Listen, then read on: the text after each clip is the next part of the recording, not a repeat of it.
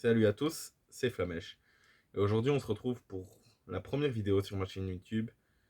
Une vidéo qui me tient particulièrement à cœur parce que aujourd'hui, on va parler de harcèlement.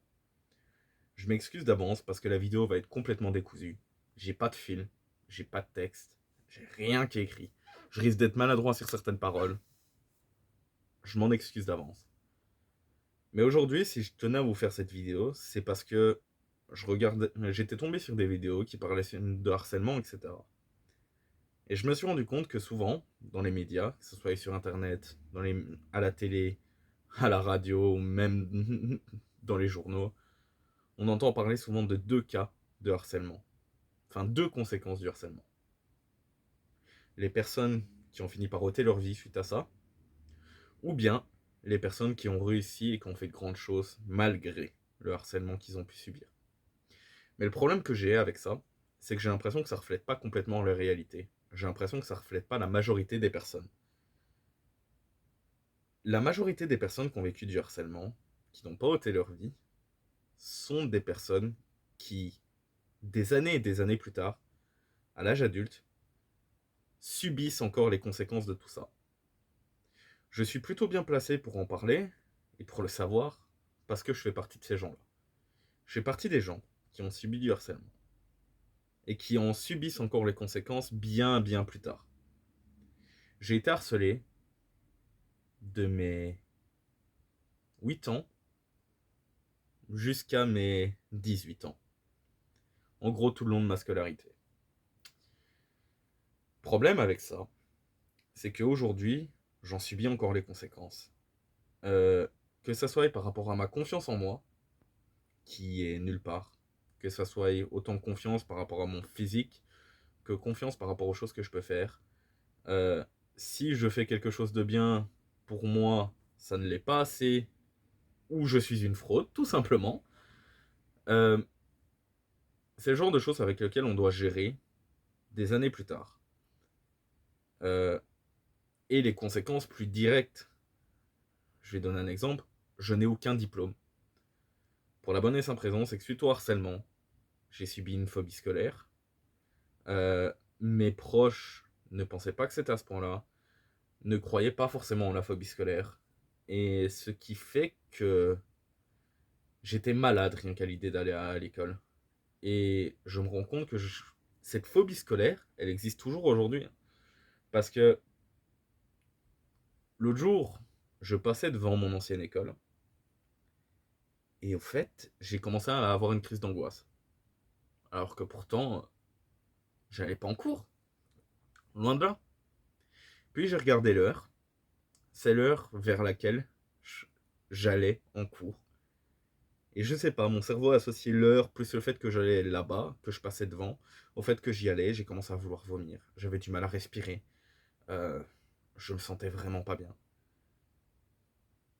Et ça, c'est le genre de conséquences qui durent tout au long de notre vie. Ou alors, avec un gros travail psychologique derrière, je pense que ça peut s'améliorer. C'est d'ailleurs une des raisons pour laquelle je suis suivi par une psychologue à l'heure actuelle. Parce que suite à ça, je suis rentré en dépression. Vous imaginez bien, pendant 10 ans, vous subissez du harcèlement à vous faire insulter, taper, rabaisser tous les jours, constamment. C'est lourd. Et les conséquences, je le vois au quotidien. J'ai du mal à faire des choses du quotidien, mais ça, c'est plus ce qui découle de la dépression, qui découle du harcèlement. Donc, vous voyez. Et le truc, c'est que je pense que je suis pas le seul dans ce cas-là, dans le fait que on se retrouve à un point dans notre vie. Là, je vais avoir 25 ans. J'ai quitté l'école à mes 18 ans. Mais j'ai aucun diplôme. J'ai rien. Clairement, j'ai rien. Je me retrouve à 25 ans à avoir dû revenir vivre chez mes parents. Parce que j'ai rien en fait. J'ai pas de boulot, même si j'en cherche. Mentalement, j'ai énormément de mal sur beaucoup de choses. Et voilà. Et je me suis dit que je devais pas être le seul. C'est impossible. Parce que les conséquences du harcèlement, on les subit toute notre vie. La confiance en soi, le fait, comme moi, les gens qui n'ont pas réussi à supporter, qui ont pas de diplôme. Quand j'étais jeune, les tendances suicidaires, on va pas se mentir. C'est quand même moche qu'un gamin de 10 ans pense déjà à sauter la vie. Il écrit déjà une lettre de suicide. Je crois honnêtement que des lettres d'adieu, des lettres de suicide, j'ai dû en écrire une bonne dizaine. Ouais. Et je compte même pas celles que j'ai rédigées dans ma tête au moment où ça allait mal. J'ai fait partie de ces personnes qui se sont fait du mal parce que la douleur physique était beaucoup plus supportable que la douleur mentale. Et je vais pas mentir, ce qui fait le plus de mal, dans mon cas en tout cas, au niveau du harcèlement que j'ai subi, c'est les mots. Et c'est là que tu te dis que les gamins, ils sont quand même particulièrement cruels. Que tu sois enfant ou ado. Parce qu'ils se rendent pas compte en fait. Et on essaye beaucoup d'éduquer maintenant les plus jeunes sur le harcèlement. Mais je pense qu'on oublie un public à éduquer aussi, c'est les adultes. Parce que le problème, c'est que on parle souvent quand on est harcelé, quand on va mal, d'aller en parler aux adultes, d'aller en parler avec des personnes de référence, entre guillemets. Sauf que quand on y va, on a l'impression d'être entendu, mais pas écouté. Et je le sais, j'ai été vers des adultes, vers des profs, vers ma mère. Et le problème, c'est qu'ils ne s'imaginent pas à quel point ça peut être lourd et ce qu'on subit réellement. Parce que le problème, quand t'es harcelé, t'as tendance à minimiser aussi ce que tu vis. Parce que t'as pas envie d'inquiéter, parce que tu finis par avoir des conséquences où t'es quelqu'un qui veut plaire aux gens, vu que t'as l'impression que rien ne plaît, tu finis par ne plus savoir dire non, ne plus faire tout pour plaire aux gens, et le regard extérieur a énormément d'importance. Je le sais, c'est mon cas. Je suis quelqu'un qui a énormément de mal à dire non. Je suis quelqu'un qui veut toujours aider les gens, histoire de dire d'avoir, entre guillemets, derrière un peu de reconnaissance, de se dire j'ai pu être utile au moins une fois dans ma vie. Et le problème, c'est comme je dis, quand on se fait harceler et qu'on en parle, on a l'impression qu'on nous entend, hein, mais on n'écoute pas ce qu'on veut réellement dire.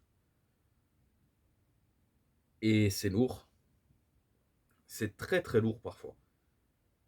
Et je vous avais prévenu, cette vidéo, elle est complètement décousue. Parce qu'il n'y a pas de texte. Il n'y a rien de prêt. J'avais juste envie d'en parler.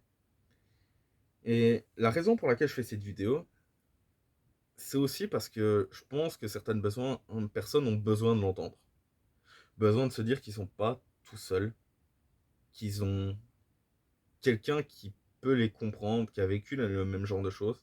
Parce que comme je dis, ceux qui ont été harcelés comme moi, ben moi, personnellement, je vous l'avoue, je me retrouve pas dans ces héros des médias qui ont vaincu, qui ont été au-delà de ce harcèlement qu'ils ont subi pour faire des grandes choses. Je m'y retrouve pas, parce que moi, personnellement, dans ma vie, à l'heure actuelle, je suis nulle part. Et je sais que ça vient de là aussi. On pourra me dire, ouais, mais bouge tes couilles, fais quelque chose, active-toi. Sauf que c'est pas aussi simple qu'on peut le penser, parce que, comme je dis, la dépression, je suis en plein dedans depuis des années. Et c'est un cercle vicieux, au fait. Parce que tu tombes bas, t'essayes de remonter, tu retombes, et au bout d'un moment, tu stagnes. Parce que moi, à un moment, je me suis retrouvé où j'étais au fond du gouffre, et je vous avoue, j'avais pas envie de remonter. J'avais juste pas envie, parce que mais quand t'es déjà au plus bas, ça peut pas être pire. Par contre, si tu remontes, tu peux toujours rechuter, et la chute, elle fait mal. Là, j'essaye d'aller mieux. Et c'est aussi pour ça que je relance ma chaîne YouTube. C'est bête, hein? C'est très bête, mais j'ai envie de vous emmener avec moi dans cette aventure, de suivre quelqu'un de banal, qui ne va pas forcément super bien, mais qui essaye de s'en sortir, qui essaye enfin de s'en sortir après des années, qui va essayer de se mettre au sport, parce que la motivation, elle est compliquée à avoir, qui va essayer de s'accepter enfin un peu plus comme il est. Et ouais, voilà. Donc, je pense que je vais essayer de vous faire une vidéo par semaine. Je sais même pas s'il y a quelqu'un qui verra cette vidéo. Parce que c'est la vie, c'est comme ça. On est à une époque sur YouTube où c'est quasiment impossible maintenant de faire entendre sa voix parce qu'il y a des milliers et des milliers, voire des millions de créateurs, des petites chaînes qui ne monteront jamais. Parce qu'on va pas se mentir, pour se faire entendre sur YouTube, il faut certes du talent, mais il faut aussi une grosse part de chance et de persévérance. Ça va être la partie la plus dure pour moi, la persévérance. La chance, je la maîtrise pas. Le talent, on peut toujours s'améliorer. Et ma chaîne actuellement va être consacrée à des vidéos bêtes où je vais vous parler parfois de mon quotidien, je vais vous emmener, je vais faire des choses, j'essaierai de me mettre au montage. Mais voilà. Il y a des personnes qui, sans le savoir, m'ont sauvé la vie. On va pas se mentir. Je pense à quelqu'un que je suivais à l'époque sur Ask, c'est vous dire, que je suis toujours à l'heure actuelle, que ce soit sur Insta ou sur YouTube.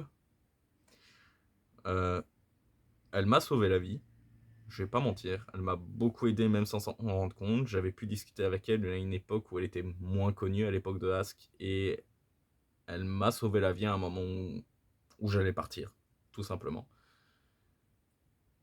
Et je tiens à la remercier, vraiment, même si elle sait pas qui elle est.